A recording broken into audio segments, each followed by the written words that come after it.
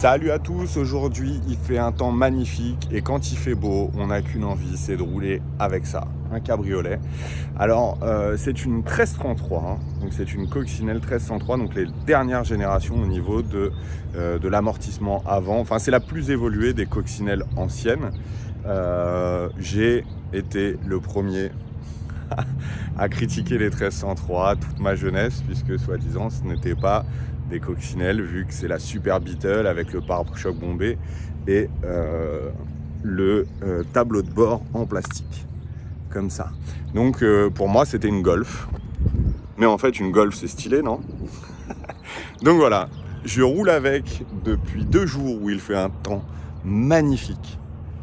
Que dire de plus que c'est juste génial et que je retire tout ce que j'ai dit sur les 1303 et voilà, donc je vais vous présenter cette magnifique coccinelle 1303 de 76 qui est un bijou. Donc voilà un petit tour d'horizon de la voiture. Elle a la ligne des coccinelles. Pour vous expliquer un petit peu la différence, parce que je trouve ça sympa, c'est qu'en gros une coccinelle normale c'est là, voilà, et ici là, on passe sur l'avant de la 1303, donc elles qui vont être plus bombées comme ça, et un train avant McPherson. Par contre, c'est les avantages, c'est ça, c'est le train avant McPherson qui a du coup un confort d'utilisation qui est vraiment parfait. Donc ce train avant McPherson, le pare-brise bombé, la 1302 c'est la même chose, train avant McPherson, mais sans le pare-brise bombé. Là, on a un pare-brise bombé, un peu typé Golf, un tableau de bord plus gros que sur une coccinelle, parce que sur une coccinelle, c'est tout plat, tout coupé, lambda, vous pouvez le voir dans mes autres vidéos. Sur cette auto, on a une sono de compétition. Donc là, on a 2 enceintes, un subwoofer en dessous, des enceintes partout là, et à l'intérieur du capot avant, on a un ampli. Voilà, donc vraiment année 2000, tuning. La voiture est magnifique, elle est sur des ampis 8 branches qui lui vont vraiment très bien. Elle est Bordeaux, ce n'est pas sa teinte d'origine, c'est une voiture qui a été importée du Canada, qui est très très belle, en très bon état. Ce n'est pas du tout un état concours, mais un état pour rouler tous les jours et être vraiment bien. Donc pas état concours, mais quelques défauts de peinture par-ci par-là.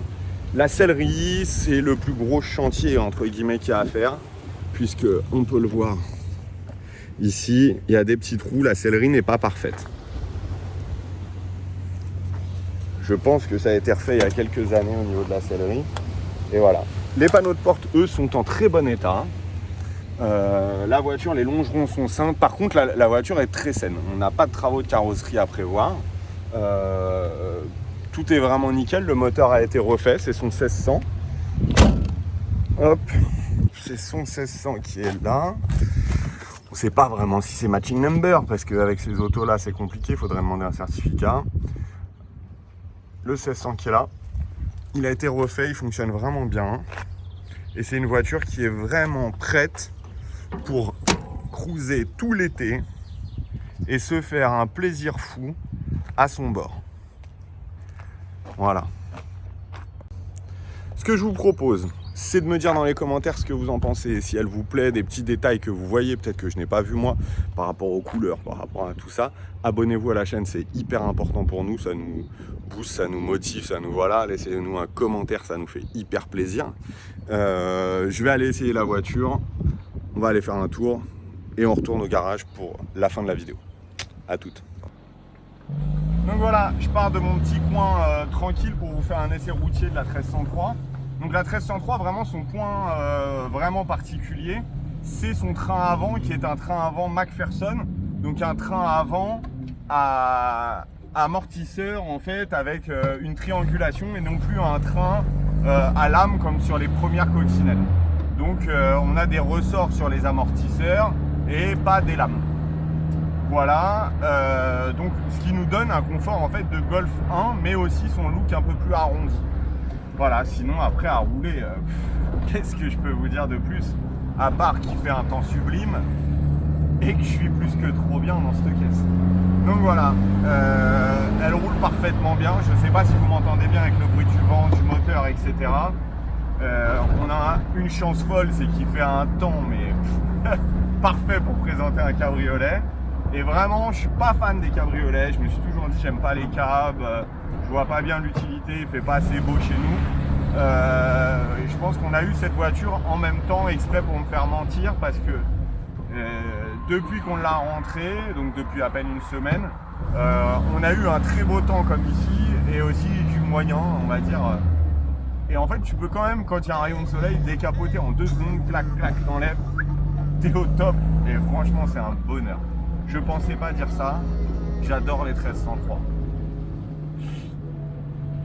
Bon, on se retrouve au garage et je vous ferai un dernier petit tour de la voiture. À tout. Les amis, on est de retour au garage, donc n'hésitez pas à nous appeler si vous avez plus de renseignements sur cette superbe auto. Je vous dis à très bientôt. Et surtout, abonnez-vous à la chaîne YouTube, sur Instagram, ça nous fait super plaisir et ça nous aide à avancer et à partager plus de vidéos. Allez, à bientôt. Ciao.